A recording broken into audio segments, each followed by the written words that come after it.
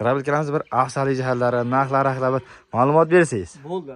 Aynan nima uchun olov drabilkasini bizni qolgan drabilkalardan farqlarini tushuntiramiz bugungi obzorimizda. Nima uchun bizni drabilkani xarid qilish kerak? Aynan shu haqida mana shu videomizda gaplashib o'tamiz. Xo'p. Aynan xalqimiz bor uchun eng arzon narxlarda chiqarib beramiz. Mana shu narx ham, mana shu drabilkamiz narxi otaxonlarimizni, onaxonlarimizni pensiya pulini o'ylagan holatda bundan ham arzon narxlari zakaz asosida 1,5 million so'mga ham drabilkamiz bor. Donli mahsulotlar, faqatgina donli mahsulotlar ishlab chiqaradi. Bug'doy, arpa, yorma, sholini o'sha qushlarga asosiy o'sha nima deydi?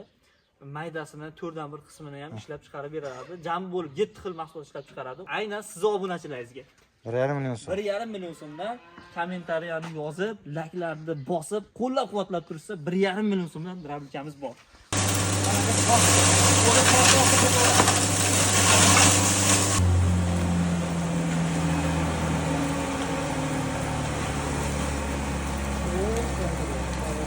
Bu eng kattasida chiqardik hozir.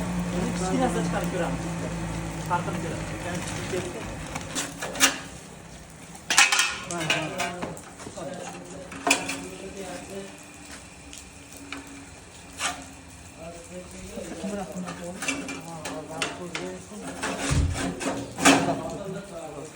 Ketdi.